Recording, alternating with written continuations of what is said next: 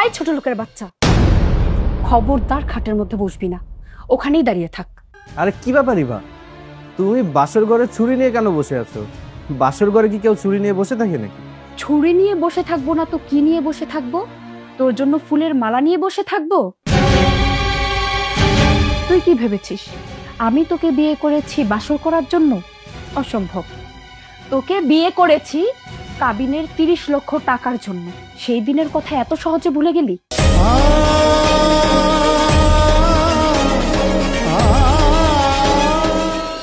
ঢাকা থেকে এসে মনে হচ্ছে ভুলই করে ফেলছি। গ্রামে এসে তো আমি একেবারেই বোর হয়ে গেছি। না ম্যাডাম, গ্রামে এসে একদম ভুল করেননি। আপনাকে চলুন পুরো গ্রামটা ভালো করে ঘুরে দেখাই, খুব ভালো লাগবে। ঘুরলে শুধু ভালো লাগবে না, চল তোকে একটা মজা দেখাই। ওই যে দেখতে পাচ্ছিস, হ্যাঁ ওর সাথেই আজকে মজা করব। চল।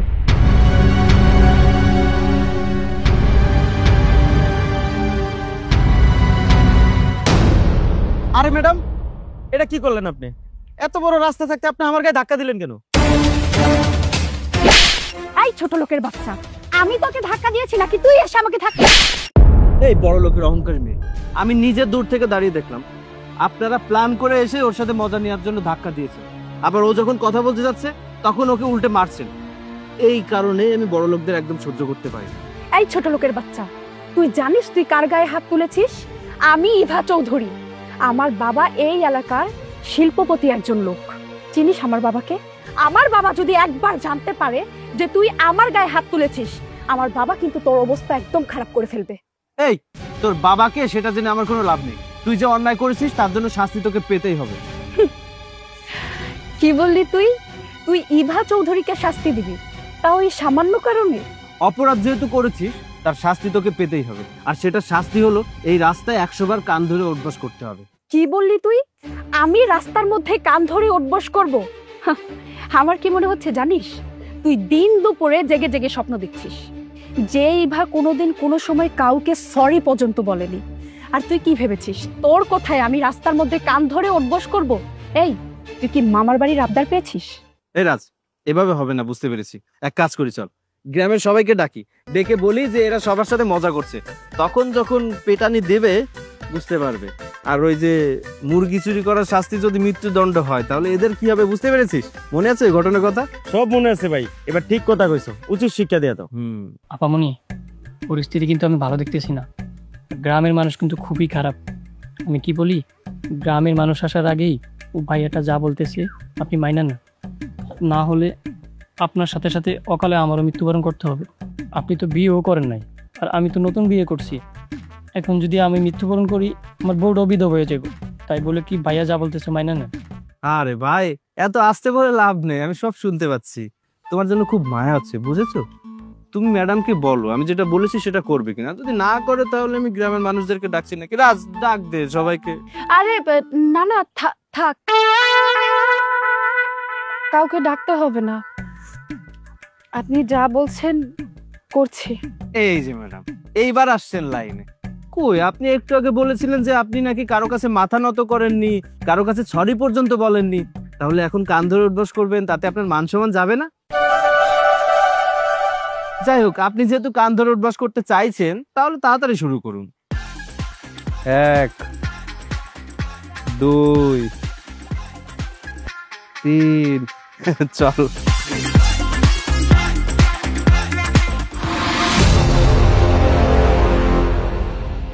আমাকে দিয়ে তুই এই রাস্তার মধ্যে কান ধরে উঠবস করিয়েছিস।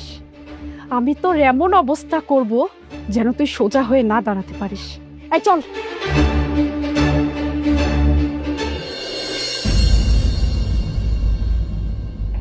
বাবা, বাবা, বাবা, কোথায় তুমি? আরে মামনি, কি হয়েছে? তুই চেঁচামেচি করছিস কেন? আমি জানি যে আমার একমাত্র মেয়ে খুব রাগী, সে যদি চটে যায় সে যা খুশি তাই করতে পারে, কিন্তু কি হয়েছে সেটা তো আমাকে বলবি। তুই চেঁচামেচি করে বাড়ি মাথায় তুলেছিস কেন? বাবা জানো, আজ গ্রামের একটা ছেলে, একটা অশিক্ষিত ছেলে মেন রোডের ভিতর আমাকে কান ধরিয়ে উঠবস করিয়েছে, তাও আবার আরেকটা অশিক্ষিত ছেলের জন্য। কে? ছোট লোকের বাচ্চার এত বড় সাহস! ও আমার এই প্রিন্সেসকে রাস্তার মধ্যে কান ধরে উঠবস করিয়েছে, তা গ্রাম শুদ্ধ মানুষের সামনে একটা ফকিন্নির জন্য। মামনি, তুই শান্ত হ, আমি এক্ষুনি খবর লাগাচ্ছি ওকে কোন বংশের ছেলে। ওর বংশ আমি নির্বংশ করে দেব। ও জানে না ও কার মেয়েকে অপমান করেছে। আমি ওকে বুঝিয়ে দেব বাপ্পা চৌধুরী মেয়েকে অপমান করার শাস্তি কি হয়। না না বাবা, তোমার এই বিষয়ে কিছু করা লাগবে না। তুমি জাস্ট আমাকে একটু সাহায্য করো, তারপরে যা করার আমিই করব। শোনো,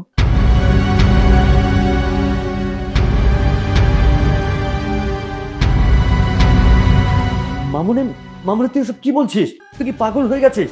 না না না, আমি পারবো না, আমি পারবো না বাবা হয়ে আমার মেয়েকে এরকম বিপদের মুখে ফেলে দিতে। প্লিজ বাবা, তুমি আমাকে না করো না, আমার কোনো ক্ষতি হবে না। আমি তো জাস্ট ওই অশিক্ষিতটাকে বুঝিয়ে দিতে চাই ওর কত বড় সাহস, ও কার সাথে লাগতে এসেছে। আমি ওকে এই জিনিসটা হাড়ে হাড়ে বুঝিয়ে দিতে চাই। বাবা, তুমি তো আমাকে ভালোবাসো, তাই না? আর তুমি যদি আমাকে এই কাজটা করতে সাহায্য না করো, তাহলে আমি বুঝবো তুমি আমাকে কখনো ভালোবাসিনি। এভাবে বলিস না মা, সে আমার একমাত্র মেয়ে। তোর সুখের জন্য এমন কিছু নয় যে আমি করতে পারি না। ঠিক আছে, আমি শুধু তোর সুখের জন্য এই সিদ্ধান্ত। ঠিক আছে বাবা, তাহলে আমি ফ্রেশ হতে যাচ্ছি।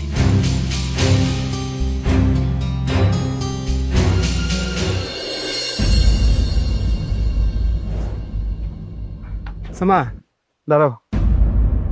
কিরে বাজান, আজকে ফিরতে এত দেরি করলি যে?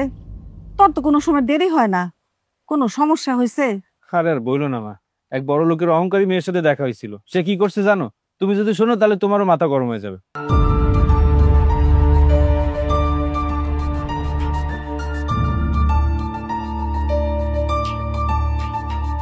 কি কস তুই?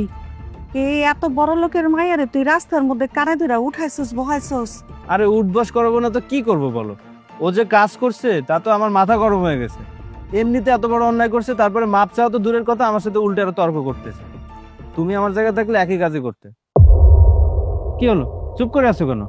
আমি যে কেন চুপ করে আছি সেটা তুই বুঝতে পারতাছস না? তুই এত বড় লোকের মাইয়ারে কানের মধ্যে তুইরা উঠায়া বহাইছস, আর ওর বাপে যদি জানতে পারে, তখন হ্যাঁ যদি তোর কোনো ক্ষতি করে, তখন আমি কারে নিয়ে থাকুম? আরে তুমি চিন্তা করো না তো, তোমার মতো মায়ের দোয়া যার মাথার উপরে আছে সে সন্তানের কিছু হবে না। আমার খিদা লাগছে, তুমি খাইতে দাও, যাও। আচ্ছা ঠিক আছে, তুই ভিতরে যা, আমি পানি লয়ে আহি।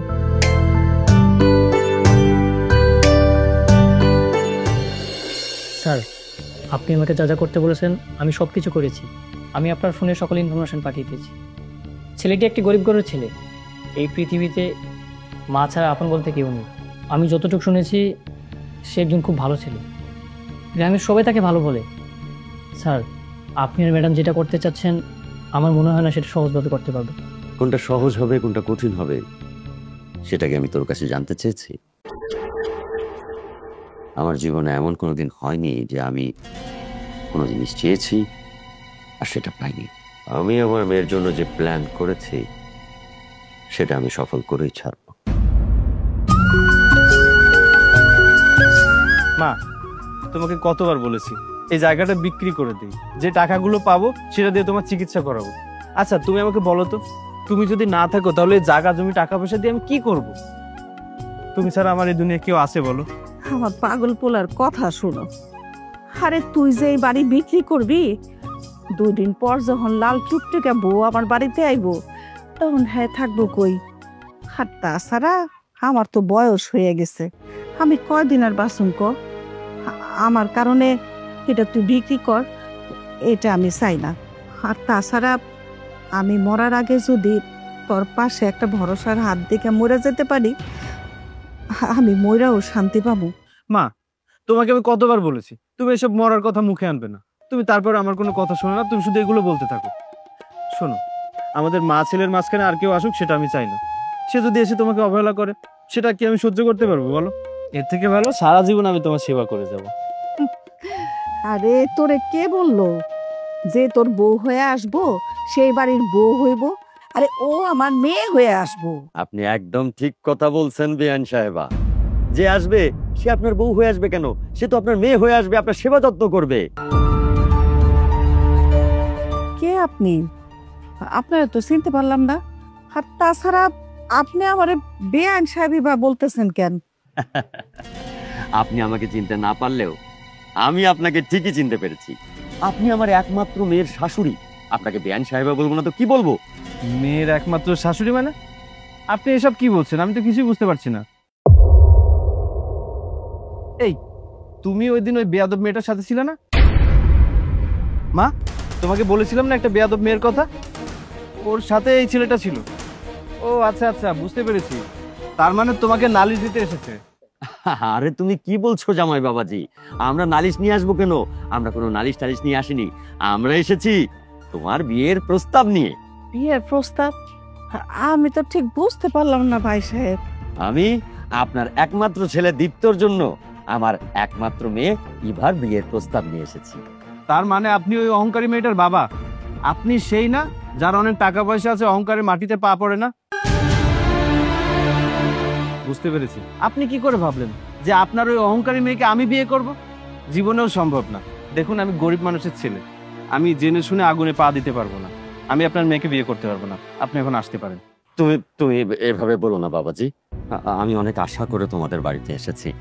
হ্যাঁ, আমি মানছি আমার মেয়েটা একটু বদরাগী, কিন্তু ও মনের দিকে খুব ভালো একটা মেয়ে।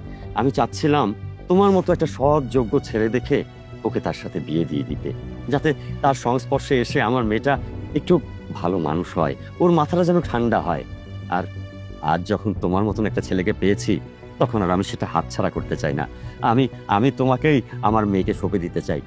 ও বেআইন সাহেবা, আপনি একটু আপনার ছেলেকে বুঝিয়ে বলুন না। আমি জানি আপনার ছেলে আপনার কথা ফেলতে পারবে না, প্লিজ বলুন। আমি আমার ছেলেরে কি বলুম? আমি তো এখনো পর্যন্ত আমার বৌমার চেহারাই দেখলাম না। আমি যদি বৌমারে না দেখি, তাহলে আমি কেমনে ছেলেরে রাজি করাবো কোন তো? হ্যাঁ, তাই তো, এটা তো খুবই সত্যি কথা। আপনি আপনার ছেলেকে বিয়ে দিবেন, মেয়ের চেহারা দেখতে হবে না? একটু দাঁড়ান, আমি দেখাচ্ছি। এই যে আমার মেয়ে, এই হচ্ছে আমার একমাত্র মেয়ে ইভা। আসলে জন্মের পরপরই ওর মা মারা যায়। ওর কষ্ট হবে জন্য আমি আর দ্বিতীয় বিয়ে করি না। আর পরে ওকে আসলে আদর এত বেশি দিয়ে ফেলেছি, পরবর্তীতে আর কন্ট্রোল করতে পারিনি। আসলে শাসনের সময়টা আমি ওকে আদর দিয়ে ফেলেছি। তবে আমি বিশ্বাস করি আপনার ছেলের হাতে যদি পড়ে, আমার এই বদরাগী মেয়েটা শান্তশিষ্ট একটা মেয়ে হয়ে যাবে। বেআইন সাহেবা, আপনি আমার প্রতি দয়া করুন, আমার আশাটাকে নিরাশ করবেন না। আপনি আপনার ছেলেকে রাজি করুন। আমি তাহলে কন্যা দায়গ্রস্ত থেকে বেঁচে যাই। আপনি যখন এতবার করে বলতেছেন, তাহলে আমি রাজি না হয়ে কি করি বলেন? মা, তুমি এসব কি বলছো? তুই চুপ কর তো। ইভা আমার ছবি দেখে আমার খুব পছন্দ হয়েছে, আর আমার যেহেতু পছন্দ হয়েছে, সেইখানে তোর রাজি হইতেই হইব। আমি এতদিন ইভাবার মতো একটা বউ খুঁজতেছিলাম।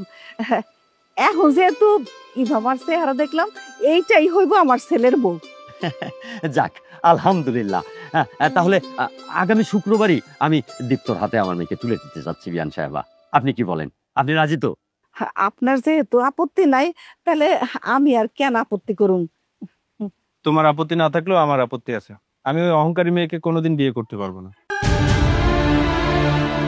শোন, আমি যেহেতু কইছি ইভা মারে তোর বিয়ে করতেই হইব, আর আমার ইভা মারে খুব পছন্দ হয়েছে। তুই যদি এই বিয়েতে রাজি না হস, তাহলে কিন্তু আমার মরা মুখ দেখবি।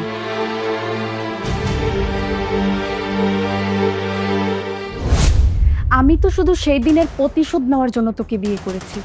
তা না হলে একটাবার ভেবে দেখতো, তোর মতো ছোট লোক আর ফকিন্নির বাচ্চাকে কে বিয়ে করবে বলতো?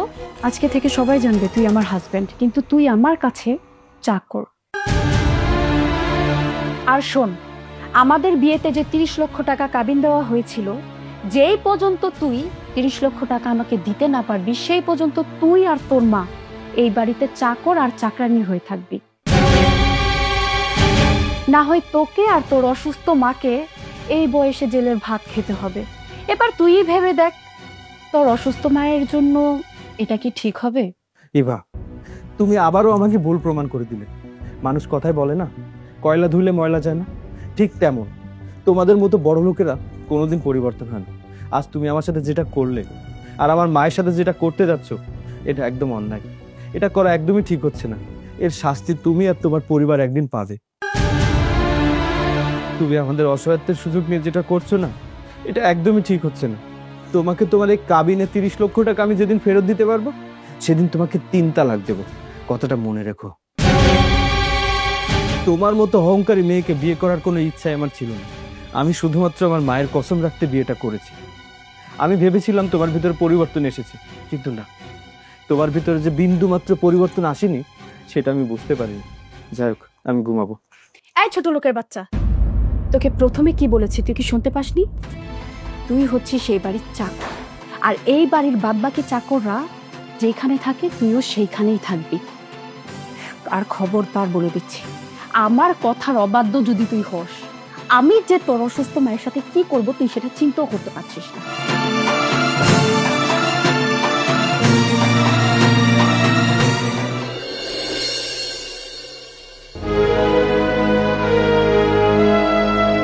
মা, কি ব্যাপার, তুমি এসব মুছছো কেন?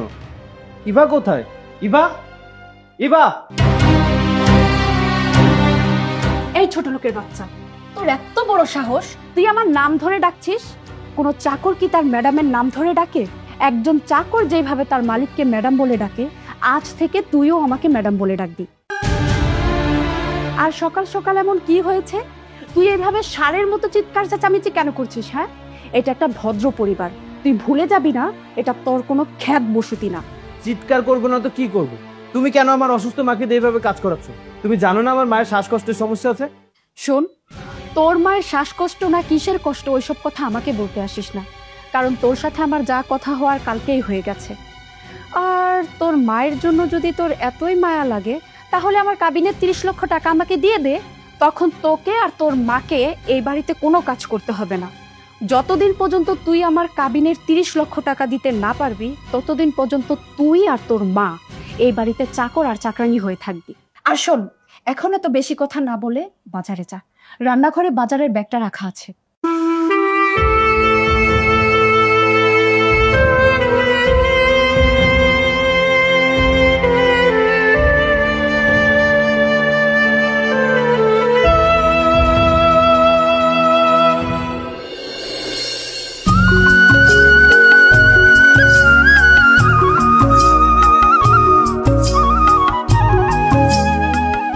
কিরে বন্ধু, তোর হাতে বাজারের ব্যাগ?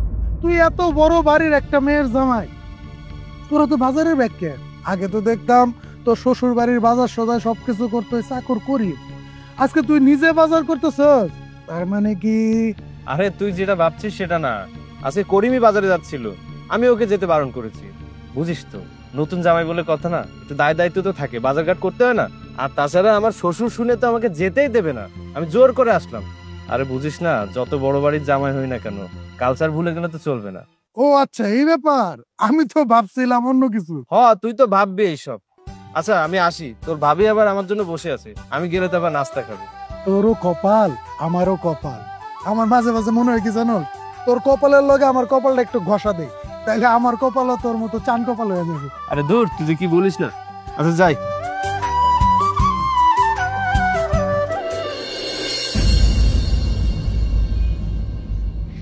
মা, তুমি এগুলো কি খাচ্ছ? এগুলো দেখে তো মনে হচ্ছে 2 দিনের বাসি পচা খাবার।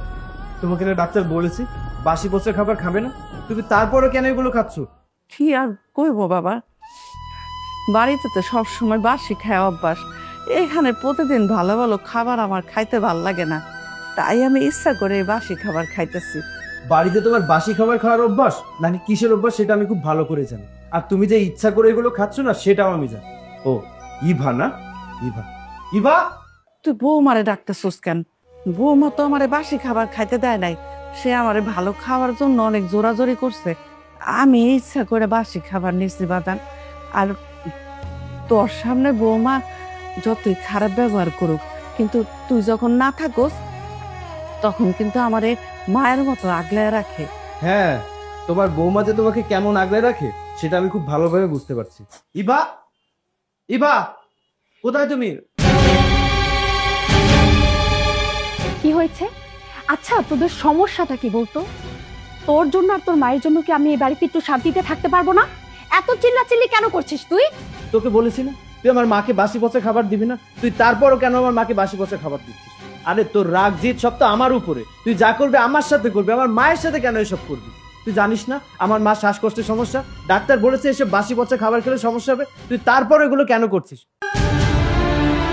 আচ্ছা তোর মনে কি একটু দয়া মায়া হয় না? মায়ের বয়সে একটা মহিলার সাথে এসব করিস, তোর লজ্জা লাগে না? আমার লজ্জা করে না, কারণ আমি যা করেছি একদম ঠিক করেছি। আর তোর মাকে যদি ভালো মন্দ খাওয়ানোর এতই ইচ্ছা হয় তাহলে নিজে ইনকাম করে খাওয়া না, সেটা তোর খাওয়ানোর ক্ষমতা নেই। যত সব। মা তুমি আমাকে মাফ করে দাও, আমি তোমাকে ভালো রাখতে পারিনি মা। সন্তান হিসেবে আমি খুব অসফল, তোমার জন্য আমি কিছু করতে পারিনি মা। তুমি আমার জন্য অনেক কষ্ট পাচ্ছ, মাফ করে দাও। এইভাবে বলিস না বাবা, এখানে তোর কোনো দোষ নাই। হয়তো আমাদের কপালে এইগুলি লেখা ছিল, ভাগ্যের লিখনের উপর তো কারো জোর নাই বাবা।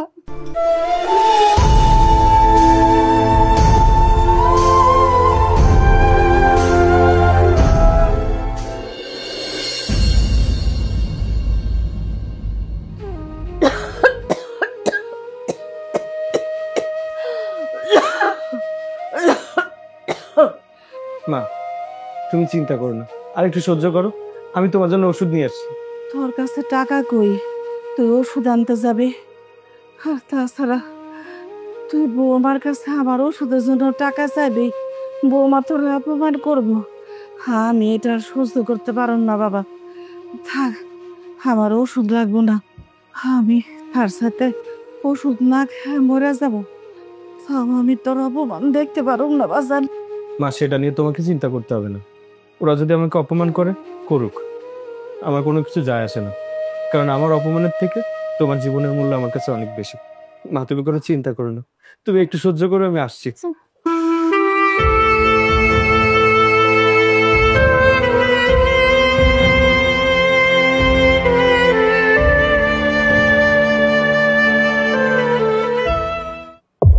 আরে জামাই দাঁড়িয়ে কেন, বসো। বাবা আপনার সাথে কথা ছিল। বলো না, কি বলবে বলো। আসলে বাবা সকাল থেকে মায়ের শরীরটা খুব একটা ভালো যাচ্ছে না, আর ওষুধ যা ছিল তা শেষ হয়ে গেছে। এই বাড়িতে আসার পর থেকে আমি তো বাইরে কোথাও কাজ করতে পারিনি, তাই হাতে কোনো টাকাও নেই। এখন ইমার্জেন্সি ওষুধ কিনতে হবে। আপনি যদি আমাকে কিছু টাকা দিয়ে সাহায্য করতেন তাহলে। আরে এটা কোনো কথা হলো? তোমার মা আমার বাড়িতে থাকে, তার দেখভালের দায়িত্ব আমার আছে না? তুমি আমাকে আগে বলতে পারতে। আচ্ছা কত টাকা লাগবে ওষুধের জন্য? বাবা বেশি লাগবে না, 2000 দিলে হবে, এতে 15 দিনের ওষুধ হয়ে যাবে। আর বাকি যে কয়দিনের ওষুধ লাগবে আমি বাইরে কাজ করে সেটা ম্যানেজ করে নেব। তোমাকে কোনো কাজ করতে হবে না, তোমার মায়ের ওষুধের টাকা আমি দিচ্ছি। এই শোনো, এখানে 5000 টাকা আছে, তুমি 1 মাসের ওষুধ কিনে ফেলো, আর পরবর্তীতে আবার যদি লাগে তুমি আমার কাছ থেকে চেয়ে নিবে। হ্যাঁ এই নাও। বাবা তুমি এসব কি করছো? হ্যাঁ, এই ছোট লোকের বাচ্চাটাকে তুমি টাকা দিচ্ছ? এই তোর মাকে যদি ওষুধ খাওয়াতেই হয় তাহলে নিজে উপার্জন করে সেই টাকা দিয়ে ওষুধ কিনে খাওয়া।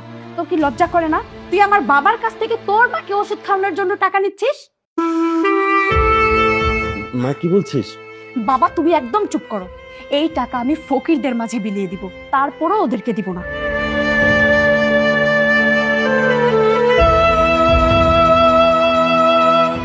না, এবার মনে হয় ছেলেটার সাথে একটু বেশি অন্যায় হয়ে যাচ্ছে। আমি আমার মেয়ের জিদ পূরণ করার জন্য ছেলেটার জীবন এভাবে নষ্ট করে দিচ্ছি। জানি না আল্লাহ এই অপরাধের জন্য আমাকে ক্ষমা করবেন কিনা। কিরে কোটিপতির মাইয়ার জামাই, এই জায়গায় মন খারাপ করে বসে আছিস কেন? তুই হলে কোটিপতির মাইয়ার জামাই, তোর মন থাকবো সবসময় ফুরফুরা, এমনি থাকলে হইব নি বেটা? এমনি রে বন্ধু, মায়ের শরীরটা কয়েকদিন যাবত ভালো যাচ্ছে না, মন মানসিকতা ভালো লাগছে না। কি রে তোর হাতে ওটা কি? এটা লটারি। তোর মতো তো আর আমি আর কোটিপতির মাইয়ারে বিয়ে করতে পারবো না, তাই ভাবলাম লটারির টিকিট কেটে ভাগ্যটার একটু পরিবর্তন করি। একবার যদি লাগা যায় মামা 1 কোটি টাকা, আমার আর ফিরাই কেডা? কি বলিস 1 কোটি? হ মামা, ধরবি নাকি একটা? আর তুই লটারি ধরে কি করবি? তুই তো লটারি এমনি পেয়ে গেছিস। লটারি পেয়ে গেছি কি পাইনি সেটা তো আমি জানি। কিরে কিছু কইলি?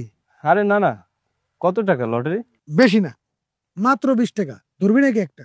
চল ভাগ্য পরীক্ষা করে দেখি একটা কি হয়। আরে বেটা একটা ধরলে পাবি 10-20টা ধর। এই যে আমি 20টা ধরছি, তাও পামু কিনা আমার ভয় লাগতেছে। আর তুই একটা কিনতে চাইতেছস? কথায় আছে না, ভাগ্যে থাকলে একটাতেই হয়, আর না থাকলে 1000ও হয় না। তুই একটাই কেটে দে, ভাগ্য ভালো থাকলে হবে, না থাকলে হবে না। তুই যে মাঝে মাঝে কি কস না, আমি কিছুই বুঝি না, সব আমার মাথার উপর দেয়া যায়। মনে হয় কি জানোস, বিয়ার পরে তুই কবি হয়ে গেছিস গা। তোর অত কিছু বুঝতে হবে না, চল লটারি কেটে আসি। চল।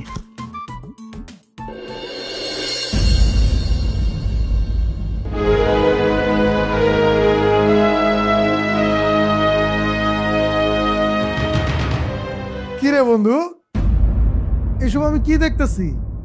তুই ঘর মুছতেছস? হ্যাঁ, তুই না আমারে কইতি যে তোর শ্বশুর বাড়ির লোকজন তোর রাজার হালতে রাখে। এই তো রাজার হাল।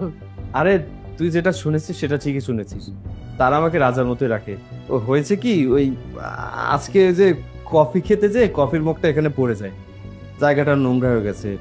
এখন তুই তো জানিস আমি নিজের কাজ নিজে করতে পছন্দ করি, যেহেতু আমার হাত থেকে পড়েছে তাই আমি নিজেই পরিষ্কার করছি। আচ্ছা তুই বল, তুই হঠাৎ করে না বলে আমার শ্বশুর বাড়িতে চলে আসলি? হ্যাঁ বন্ধু, আজকে তোরে আমি না বলে আসছি। আমি তো আসছিলাম তোর একটা সারপ্রাইজ দিতে, কিন্তু আয়শা তোরে দেখে আমি নিজেই সারপ্রাইজ হয়ে গেছি। আগে আসসালামু আলাইকুম। এই ছোট লোকের বাচ্চা, তুই কোন সাহসে এই বাড়িতে পা রেখেছিস? হ্যাঁ, তাও আবার এই নোংরা জুতা পরে। এই অশিক্ষিত দীপ্তের বাচ্চা, তোকে না বলেছি তুই এই বাড়িতে থাকাকালীন তোর কোনো বন্ধু বান্ধব যেন এই বাড়িতে আসতে না পারে? তাও তোর এই বন্ধু কোন সাহসে এই বাড়িতে আসছে?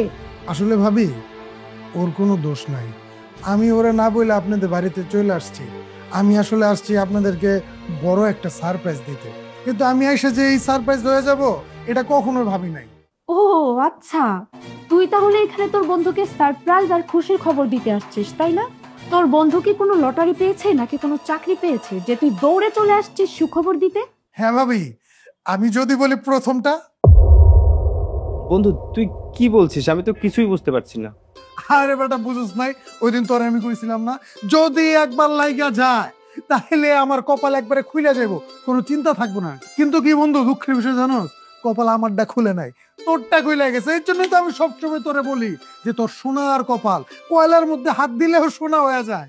সোনার কপাল মানে ঠিক বুঝলাম না। আপনি বুঝবেন কেমনে? আপনার তো অহংকারে মাটিতে পাই পড়ে না। আপনি এতদিন যে আমার বন্ধুরে ছোট লোক বলে অপমান করছেন না, এখন আমার বন্ধু আর ছোট লোক নাই, আমার বন্ধু এখন কোটিপতি। আপনার মতো মাইয়ারে 3বার বেচতে পারবো, 3বার কিনতে পারবো। তার মানে তুমি কি বলতে চাইছো বাবা? আমি তো ঠিক বুঝতে পারছি না। বন্ধু তুই এসব কি বলছিস? আমি তো কিছুই বুঝতে পারছি না। আমি কোটি টাকার মালিক মানে? হ্যাঁ বন্ধু, তুই এখন কোটি টাকার মালিক। তোর মনে নাই আমরা দুইজন যে লটারি কিনলাম? আমি অনেকগুলা লটারি কিনলাম, তুই বললি যে না একটা যদি লাগা যে একটাই যথেষ্ট। বন্ধু আমার একটা লটারির নাম্বার মিলে নাই, তোরটা মিলে গেছে, তুই এখন কোটি টাকার মালিক হয়ে গেছিস। কি বলছিস কি বন্ধু? আমার তো কিছুই বিশ্বাস হচ্ছে না। কিরে তোর বিশ্বাস হইতেছে না তো?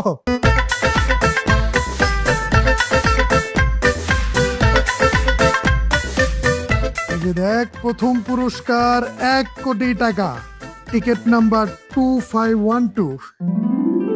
কি বলছিস বন্ধু? আমার তো বিশ্বাস হচ্ছে না। আমি লটারি জিতেছি।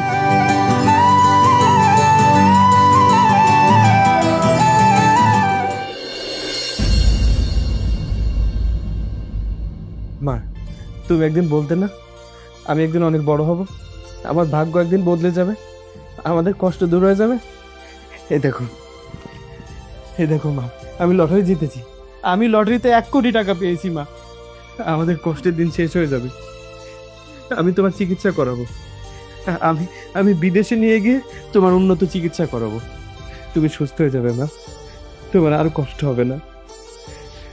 আর আমাদের অসহায়ত্বের সুযোগ নিয়ে যারা আমাদের সাথে অন্যায় করেছে তাদেরকে এবার একটা শিক্ষা দেব। কি দুর্দান্ত ব্যাপার! জামাই এখন কোটিপতি, ব্যাপারটা আমার খুব ভালো লেগেছে, বুঝেছিস? দীপ্ত, আজকে তো তোমার সব থেকে খুশির দিন। তুমি যা যা চেয়েছো সব কিছু পেয়ে গেছো। সে উপলক্ষে আমাকে কিছু দিবে না? আরে এবার কি বলছো তুমি? তোমাকে আমি এই খুশির দিনে কিছু দেবো না মানে? আমি তোমাকে আজকে তোমার লাইফের বেস্ট গিফটটা দেবো, আর এই গিফটটা পেয়ে তুমি এতটা খুশি হবে যা তুমি কল্পনাও করতে পারো না। ইনফ্যাক্ট যে গিফটটা পেলে তোমার জীবনটা একদম বদলে যাবে। কি এমন গিফট করবে তুমি যেটা পেলে আমার জীবনটা একেবারে বদলে যাবে? আমি তো এই ব্যাপারে কিছুই বুঝতে পারছি না। আরে ওয়েট, এতদিন যখন ওয়েট করেছো আর একটুখানি ওয়েট করো, সব বুঝতে পারবে। আরে জামাই বাবাজি, আমার মেয়ে কি ওয়েট করবে? তোমার গিফটের কথা শুনে আমি নিজেই তো ওয়েট করতে পারছি না। দুনিয়ার বেস্ট গিফট দেবে, কি সেই গিফট? আমারও কিন্তু তর্স হয়েছে না, কি গিফট দেবে দিয়ে দাও না। আরে বাবা, আপনি এত অধৈর্য কেন হচ্ছেন? আপনিও দেখছি আপনার মেয়ের মতো তাড়াহুড়ো করে যাচ্ছেন। আচ্ছা ঠিক আছে, যেহেতু ওয়েট করতে পারছেন না, তাহলে শুভ কাজটা তাড়াতাড়ি সেরে ফেলি। এটা কি? This is the best gift for you.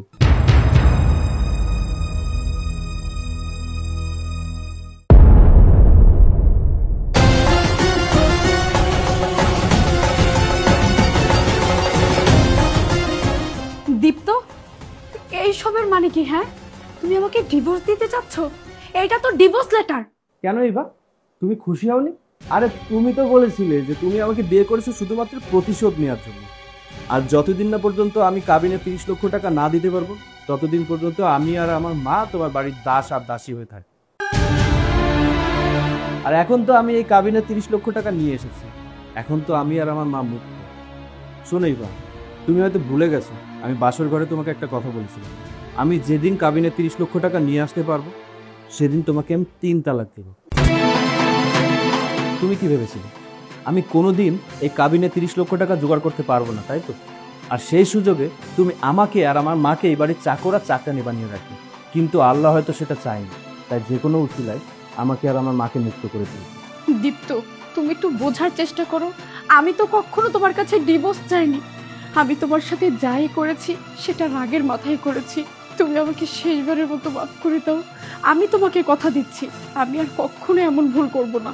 তুমি আমাকে একটা সুযোগ দিয়ে দেখো। ও আচ্ছা, তুমি এখন নিজেকে পরিবর্তন করতে চাইছো যখন দেখছো আমার কাছে অনেক টাকা আছে, তাই না? শোনোই বা, তোমাকে একটা কথা বলি, যে মেয়ের কাছে তার হাজবেন্ড আর অসুস্থ শাশুড়ির থেকে টাকার মূল্য বেশি হয়, সে মেয়ের সাথে আমি কোনোদিন থাকবো না। তুমি যদি শুধু আমার সাথে অন্যায় করতে, তাহলে আমি মেনে নিতাম। কিন্তু তুমি আমার মায়ের সাথে অন্যায় করেছো, দিনের পর দিন মাকে নির্যাতন করেছো।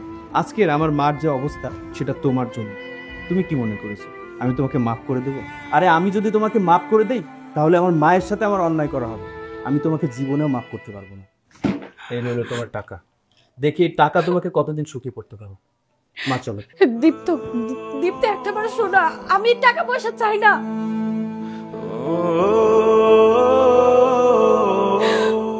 বাবা, বাবা, আমার টাকা পয়সা কোনো কিছু দরকার নেই। তুমি দীপ্তর কাছে যাও বাবা, ও তোমার কথা বুঝবে। ওকে নিয়ে আসো বাবা। মারে, যে যেরকম করে সে সেরকমই পায়। দীপ্ত আর ফিরবে না।